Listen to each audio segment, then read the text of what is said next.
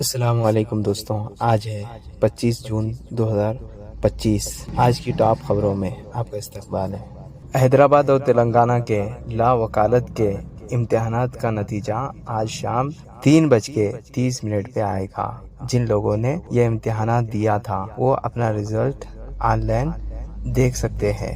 آج سے حیدرآباد میں اسکواش ایک کھیل کا مقابلہ شروع ہو گیا ہے۔ لگ بھگ 350 لڑکے لڑکیاں حصہ لے رہی ہے۔ مقابلہ 5 دن تک چلے گا۔ جگہ سکندرآباد کلب اور حیدرآباد گولف کلب۔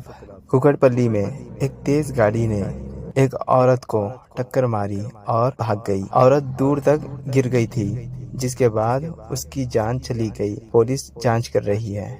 ایک بڑی ودیشی ہوائی کمپنی سفران تلنگانہ میں اپنا نیا کام شروع کر رہی ہے۔ پہلے 150 نوکریاں ملے گی، بعد میں 750 تک ہو سکتی ہے۔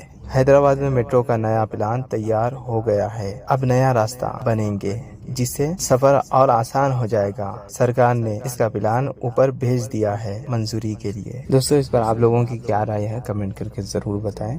ویڈیو کو لائک کریں، چینل کو سبسکرائب کرنا نہ بھولیں۔ انشاءاللہ اگلے ویڈیو میں پھر ملیں گے۔ جب تک اپنا خیال رکھیں۔ اللہ حافظ۔ اور ایک چھوٹی سی گزارش ہے، پلے اسٹور پہ ہمارے ایپ کا لنک مل جائے گا، MS پوسٹ، اس کو ضرور ڈاؤن لوڈ کریں۔